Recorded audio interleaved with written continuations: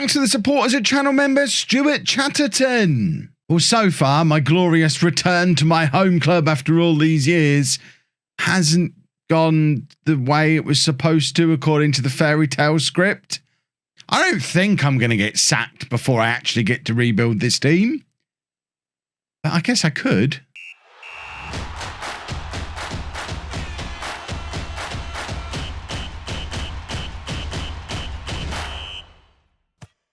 Hello and welcome to Club 2, Part 3 of Non-League to Legend. I'm Kevin. Coming up on today's episode, we have an away game against Sunderland and a home game against Bradford. Since you were last with me, well,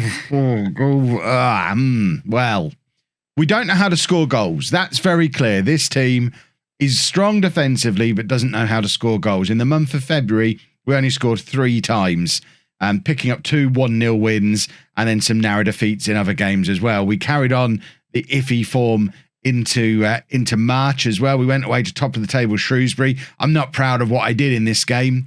Things were getting so desperate.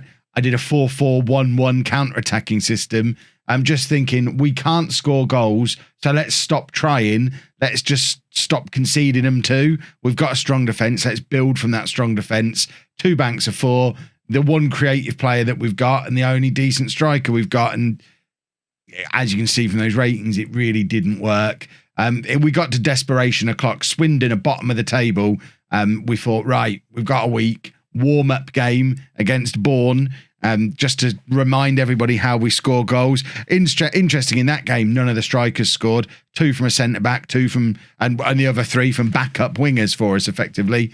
But then we got into the game against Swindon. Back doing what we were... Basically, I went and loaded, as you can see, Kettering final tactic. I loaded the exact tactic we were using at Kettering. Stopped trying to fit stuff around Peterborough, and it worked. We beat them 3-0. Yes, they're bottom of the table, but we finally picked up another win, and this is what the league table looks like. We are absolutely meeting expectations. We were supposed to finish in the top half this season. We should. I had hopes that we'd get promoted. We won't. The irony is Bristol Rovers probably will, which those of you who've watched Non-League to Legend the last few years will know just how frustrating I find this state of affairs. But we are actually only still 4 points outside of the playoffs. If we can string 2 or 3 wins together, we're going to be right back in the mix. But I just don't know how likely it is that that's going to happen. Sunderland are just below us in the table, and they are 6 points back, though. So you would think we should be a better team than them. And we are going to be going with the Kettering final tactic again, the 4-2-3-1, and with a couple of tweaks to fit the players that are going to be working within the tactic, particularly the change to shadow striker for Schmodix, which is his best role as an attacking midfielder. So we're going to try and get the best out of Sammy Schmodix, or at least get some goals out of him. Looking at the previous years, he's been a goal scorer for us, and he's not really been that this year. So we've got to find a way to get some goals out of him. So let's push him further forward, is the theory. So we're going with Amos in goal, a back four of Blake, Tracy, Anderson, Sykes and Turton, Taylor and Reid in midfield, Solomon Otterbohr, Schmodix and Gooch supporting Clark Harris up front. I know I had grand plans to start spending the £6 million transfer budget while we waited for the season to end, but we're still being completely hamstrung by the wage budget situation. We're over our wage budget. We obviously can't sell anybody because the transfer window is closed. So that means we can't actually spend any of this because we can't negotiate contracts with anybody, because as soon as we do, it does the good old offering them £170 a week football manager thing that it does when you're over your wage budget. If you're not as free with the finances, you might not be as familiar with that as I am, but you know you've pushed it too far when it limits you to £170 a week. And that's the point we're at now. So it doesn't matter who we find, doesn't matter what fees we agree. We can't bring in anybody at the moment. We've got to sell to buy. Expiring contracts don't even bring us below the wage budget. So this summer is going to be a big job. I don't know if they're going to let me keep the £6 million transfer budget, or whether they'll take it off me and give me the smaller one that is projected for next season. That would be heartbreaking if they do. And I think it is going to have to be a case of we're going to have to sell some of the higher earning players, because this squad isn't enough. We need some more attacking oomph. We've got to bring in some players. And as the only way we can do that is to lower the wage bill, we're going to have to sell some of the higher earning players. And I haven't even looked yet to see what positions they might be in. But pretty much anyone who's in the top 3 or 4 earners at the club is in very real danger of being moved on, even if they're in the top 3 or 4 players at the club, because we're going to need to, we've got to work within our means. We're going to have to slim down the budgets a little bit and maybe go back to almost like the Kettering transfer policy, where we'll just focus on bringing in sort of untried youngsters who are relatively cheap, but at least then we've got some options in different positions, because what we've got at the moment isn't working. Right, 0-0 at half-time. We're going to pump the fists. We're going to tell the boys to get out there and do the business. Kyle Vassell, former Peterborough striker, has come on the left wing for Sunderland. I mean, even someone like that, I mean, he wasn't any good when he played for us years ago in real life. I'm baffled that he's made it to Sunderland, but someone like that would be a nice backup option to have as a striker, or a rotation option in the attack, and we don't really have anything like that. So when you get situations like this where we just don't look like scoring, there's just nothing we can do about it. Right, we're going to take off Schmodix, and I'm going to bring on Hector Ingram, and we're going to go to a 4-2-4, and we're going to see if that's going to give us a goal breakthrough. Hector Ingram can be an advanced forward. Clark Harris can stay as the pressing forward. My boy Viv isn't doing the business today, so Joe Ward's going to come on for him. Ward, or either of them, do I want him on the left wing? Do I want him on the left wing? We might switch him over like this because we know Ward is Ward can be a very effective winger on that right-hand side. Gooch, I think, probably has a little bit more flexibility to come over onto this side. So with 20 minutes to go, we have gone more attacking. We're trying to win the game because ultimately we've got mid-table pretty much secured because of points already on the board. So we may as well go for the playoffs, even if I'd rather finish 10th trying to finish 6th than just settle for 8th, if that makes sense. We can make that last change. McCormick coming on for Taylor. Taylor obviously tiring. I can cope with that. Let's encourage the team. We don't do a lot of encourage. I'm always demanding. Let's try encouraging. Nobody around us is trying to win games. Our form's been so inconsistent, and we're still 3 points outside the playoffs. I am certain if we could string 2-3 wins together, we are right back up there. And it seems so unlikely to happen because we show absolutely no threat going forward ever. You'd think we'd score the odd corner. We've got a 6'5" and a 6'4" centre back. They're not much of a threat even. Turton with the cross. Clark Harris can't get it under control, but I think we've won a penalty. A 90th minute penalty. This is exactly the kind of thing that we need. And it's a red card as well for Bailey Wright, which is a big surprise. A red card and a penalty. I thought you weren't supposed to get the double jeopardy thing anymore. It must have been a second yellow. Gooch to take, and Gooch scores. And in the 92nd minute, it is Sunderland 0, Peterborough 1. Thanks to a penalty. It's now 10-man Sunderland, which surely they're not going to make their way back into the game in these final couple of minutes of added time. And that's the kind of moment that changes a season, because we now have back-to-back wins. We said if we can string together 2 or 3 wins, who knows what might happen. That's the second win. That's momentum building now. If we can now grab the third win, we're only 1 point outside of the playoffs. If we have a good match against, who is it we're playing? Bradford. Where are Bradford in the league? If we can go to Bradford and pick up a win, Bradford are in the relegation zone. If we can win that game, that's 3 wins on the bounce. We're then one of the form teams in the division, and we're probably back in the playoffs with 5 games to go, which is huge. Starting to get the distinct impression we've not got the stomach for a fight with this current setup here at Peterborough. We've had my assistant manager walk out. He's gone to become assistant manager at Swansea. So we're currently without an assistant manager. Mark Tyler, long-time Peterborough United goalkeeping coach, is currently deputising while I'm looking for a new guy. As you can see, we're also looking for a lot of staff in other roles as well. We are very light on staff in lots of positions. So we're just going to try and hire all the staff. But while that's going on, we've had a couple of players who probably would have started this coming game. I was going to bring Hector Ingram into the team to try him ahead of Clark Harris, but both Gooch and Hector Ingram with injuries that are basically just notes from their mum to get them out of PE. Jamal Hector Ingram, professional footballer, has a stubbed toe after a robust challenge. And Lyndon Gooch has got blisters because of wear and tear, and neither of them available for this match. It's absurd. So this is the team. We're still trying a different striker, mainly because Clark Harris is away on international duty. But I was planning on playing Hector Ingram anyway, and now we're trying a different striker by default. Young Flynn Clark coming into the team, really showing the lack of depth that we've got in the attack.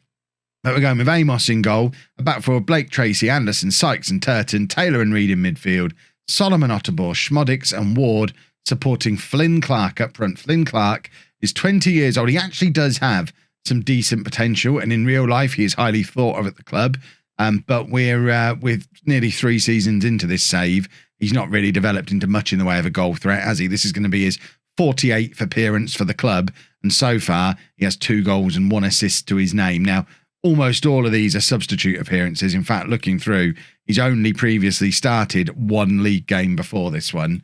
But he's not exactly forcing his way into the team via the bench, is he? I mean, he might be the one, but with a finishing of 8, I'm suggesting he's probably not the one. Let's give him a go, though. You never know. We need strike. We just need attacking players this summer. I would not be against selling every attacking player at the club, even Solomon. Just sell every player who plays beyond the midfield. Just sell every single one of them and replace them. Just rebuild the entire attack, because attacking wise we're pathetic. Right, I've got no assistant manager recommendations. I have no assistant manager. Let's pump those fists and talk about form and how we should beat Bradford, because they're rubbish and we're all right.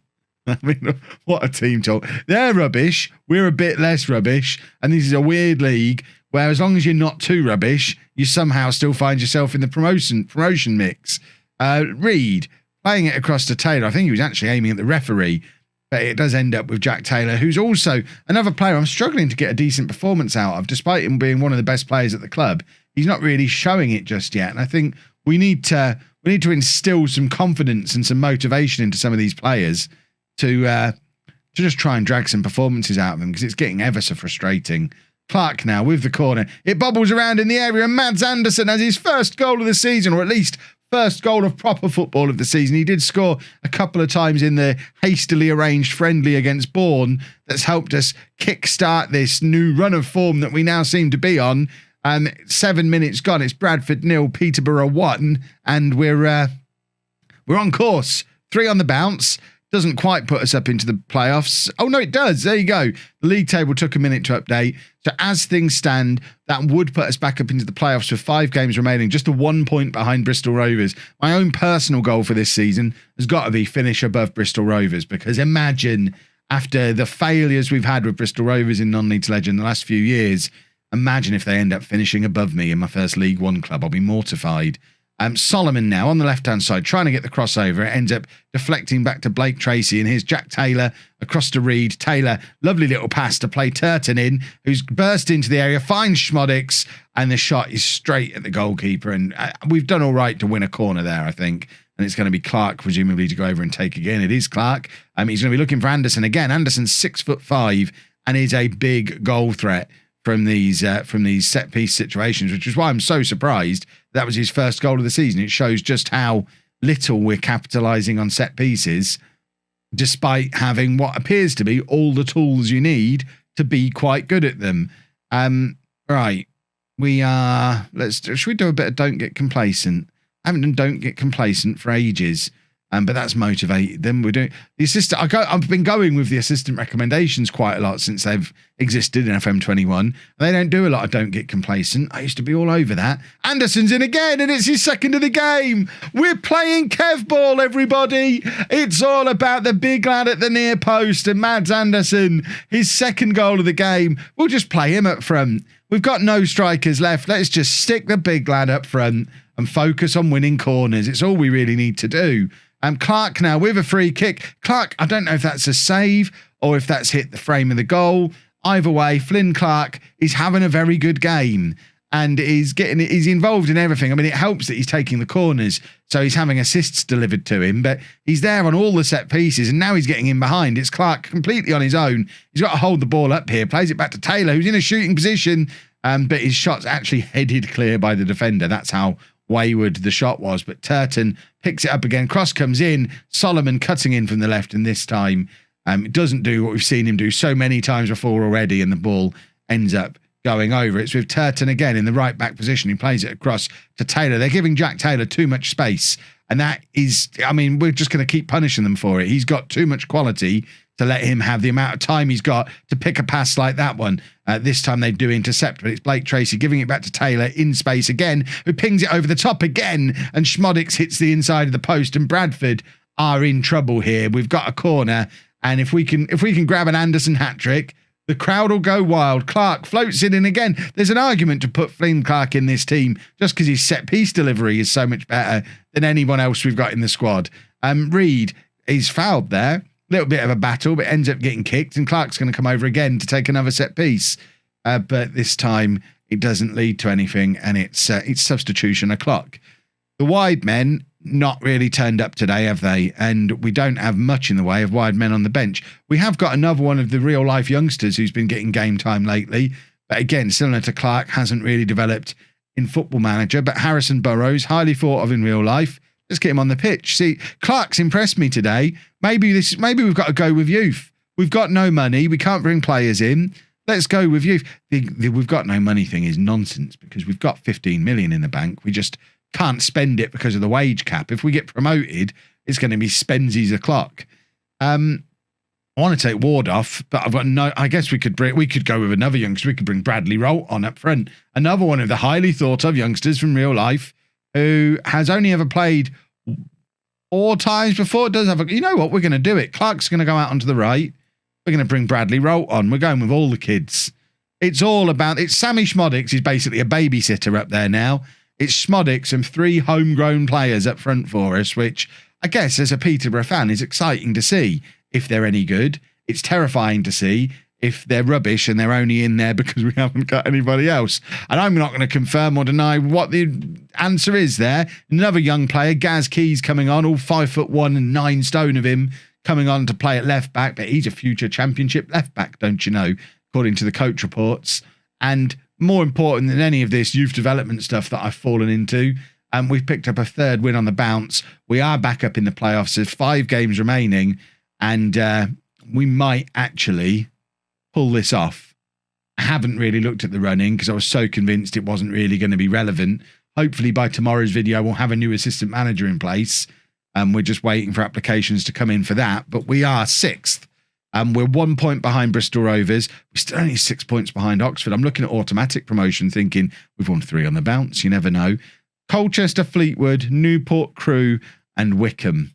None of them are in that promotion hunt. We've got a chance here. We'll be back tomorrow for those final couple of games, Crewe and Wickham. And then fingers crossed, we might even have some playoffs coming up the day after, which would be lovely and very surprising because I mean, you all saw the intro I did for this video. I didn't expect it to end up being a positive one, but I'm delighted it has been. If you've enjoyed that, please make sure you leave a nice big thumbs up on there for me. Subscribe to the channel for daily Football Manager videos, and thank you very much for watching.